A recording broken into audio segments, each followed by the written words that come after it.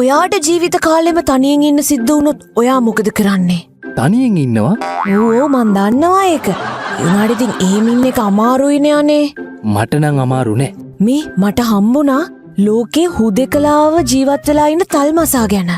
සිරාවට එහෙම තනිකඩයොත් ඉන්නවද? ඕ මෙයා ගෑනු සතෙක් අනේ. මෙයා ප්‍රසිද්ධ හුදෙකලා තල්මසා විදිහට.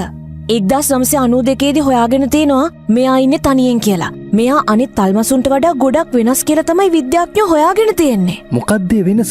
එයාට පවුලක් නෑ, රංචුවකට අයිති වෙන්නේ නෑ. ඒ වගේම තමයි එයාට සහකරුවෙකුත් නෑ. එයා තනිවම තමයි සාගරයේ සැරිසරන්නේ. රංචුවක් ඕනේ කියලා ඉල්ලලා හිටියත් කිසිම තල්මසෙක්ගෙන් එයාට පිළිතුරක් ලැබෙන්නේ නැහැලු. සිග්නල් නැද්ද දන්නේ නැහැ. ඔයා කොහොමද ඒක හරියටම කිව්වේ අනේ? ළඟදී ඉඳලා ශාස්ත්‍ර පන්ති යනවා. ඇත්තටම වෙලා තියෙන සිග්නල් ප්‍රශ්නයක් තමයි. එයා වෙනස් විදියට උපත ලැබුවා කියලා මම ඔයාට කිව්වේ.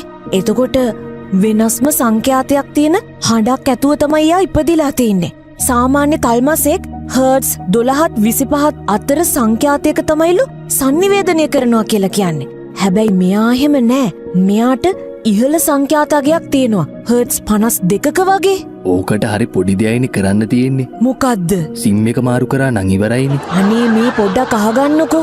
මෙයා ඉහළ සංඛ්‍යාතයකින් සංනිවේදනය කරන නිසා අනික් තල්මසුන්ට මෙයාට ඇහුම්කන් දෙන්න බැහැල්ලු. එයාගේ අමුතුම නොසලකා හරින එක තමයිලු අනික් තල්මසුන් කරන්නේ. ඉතින් එයා ගන්න උත්සාහයට කිසිම කෙනෙක්ගෙන් පිළිතුරු ලැබෙන්නේ නැහැලු. Facebook හරි WhatsApp හරි බැලුවේ නැද්ද දන්නේ නැහනේ. ඒවා තිබ්බනම් ඉතින් try කරලා බලන්න තිබ්බා. හැබැයි ඉතින් එයා දිගටම තාමත් උත්සාහ කරනවා කියලා තමයි කියන්නේ. හැබැයි මෙයා තාම තනිකඩයිලු. Try and try. One day you can fly. කල්මහෙක් කොහොමද බම් පියාඹන්නේ? Swimming. අපිලාගේ morning show එක. සතිය දවස්වල උදේම අහන්න.